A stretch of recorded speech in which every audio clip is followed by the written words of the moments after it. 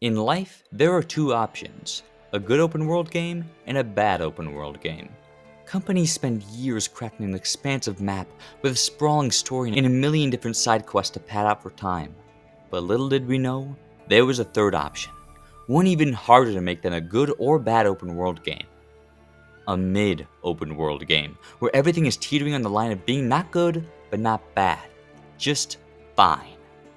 Before I played this game, I had heard good things. It always looked like something I was interested in, with the beautiful scenery and flashy combat. And I will say, both are good. Sucker Punch put the best of the best in the art team to craft so many gorgeous vistas. Japan is a place with so much potential for breathtaking landscapes, and they really take advantage of this. Especially in the title sequence, when you're riding through the field and the title card plays. This part is sick. But it's also the best the game ever gets, and you do not want your game to peak at hour 1 out of 30. The combat, as I said before, is good. Not great, but there are certainly worse combat systems. It's fun to parry and attack and hit them back, and there is some depth to it with different stances for when you're up against different enemies, and there is a pretty cool standoff mechanic, which fans of this game love to bring up in its defense. It's like their smoking gun. Whenever you say anything bad about Ghost of Tsushima, they bring this up. And you know, I wouldn't blame them as long as it actually worked. Other stuff. China's bigger than... I can't see if he's gonna fucking attack me or not. Are you fucking kidding me? That is so stupid. The combat, as satisfying as it can be, eventually gets stale because of how many fights you have throughout the whole game. There's about 25-30 missions, and for each mission there's at least 2 encounters, not counting the fights you'll have in the open world and other side missions. And every fight plays out like the last, so at a certain point you're just going through the motions. Even so, it's a solid system. Unfortunately, the open world is not as solid. This world is about as basic as it gets. You've got your classic 3 different types of missions repeated 50 times in different locations, 100 camps that have to be liberated. Everything here feels like it was trying to stretch out your playtime for as long as possible. I was always kind of against the idea that all open world games should just be made linear because not a lot use their world to serve the story. That is, until now. This game genuinely did not need to be an open world game. It feels like it was made just to fill the void of no open world samurai games existing. I hate to be that stuck-up prick, but we do not need to make an open world game about every time period. Just save it for if you have an actually good idea. Safe, basic games are nothing new in the industry. We've been getting Ubisoft and EA slop for decades, and there's always been the camps of people that love those games. But the majority of people recognize that they're not anything special and let those people have their fun. The difference between those games and this one is that people seem to think that Ghost of Tsushima is above that. I wasn't going to make this review after I beat the game because I try to only make videos about stuff I don't see people talk about often, or at least not with my viewpoint. But after seeing so many people call this game a masterpiece, I couldn't take it anymore. I had to let people know how mid this game is. And I'm fine with the stuff I talked about previously, like the graphics, combat, and open world. People have their preferences and that's okay. But the thing that's always angered me the most is people glorifying the story. The thing is that this story has a pretty good base concept. Jin and his uncle are samurai on the island of Tsushima, and at the start the Mongols attack, kill all the samurai, and take Jin's uncle captive. So Jin's gotta go around the island recruiting people to help save his uncle. But he kills Mongols using stealth, which is dishonorable, and his uncle doesn't like it. So the game is about trying to stop the Mongols from taking over the island, while also showcasing the driving wedge between Jin and his uncle. Pretty cool idea, right? And it is, but they miss a lot of the fundamental things you need for you to care about the characters.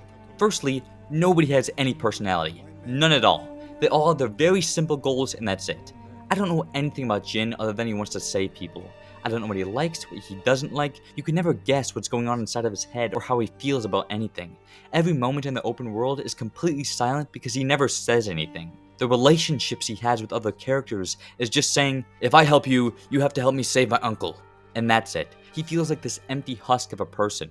And the side characters are the exact same way. This girl that is one of the main characters on his side is so boring. I can't even remember her name. I can't remember anyone's name except Jin. But even worse than all this, I don't know anyone's motivation.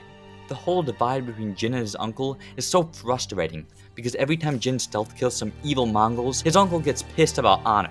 Bro, what the fuck is he supposed to do? Take on the entire army on his own? He keeps putting his family's honor above everyone's safety, and it's so clearly selfish. You don't want me stealth killing dudes? Fine, rot in that cell like I care. Nobody gives a shit but you.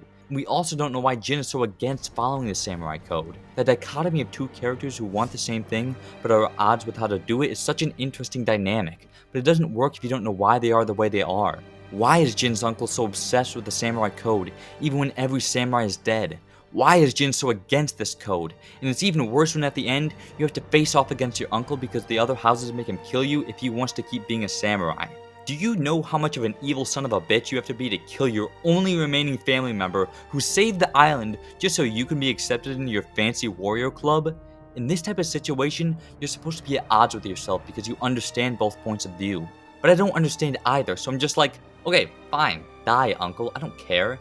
The only semi-cool character is the main Mongol, but even that wasn't utilized to its full potential.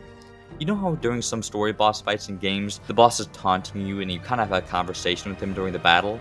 I've always found that to be kind of annoying, but now I see the need for it because the entire final fight, no characters say a word to each other. That pretty much sums up the story of Ghost of Tsushima, just constantly dropping the ball on stuff. It's so boring. And look, I know I've been talking shit about this game the whole time, but as I've said, it's not bad, it's mid. Gamers are always complaining about boring run-of-the-mill open world games, but then glaze the hell out of just that. It's so frustrating. I think it does need to be said though, if you like this game, that's completely okay. If an open world samurai game is your dream, I understand the love for it. What puts me off is not acknowledging the very clear downfalls that are acknowledged in other titles. Even with all that, the score may surprise you though. Ghost of Tsushima gets a B-. It's those graphics, I'm telling you. Pair that dev team with some good writers, and you've got a great game on your hands. I'm not holding my breath though. This strategy seemed to work for the first game. Here's to hoping Ghost of Tsushima 2 is better. Thanks for watching.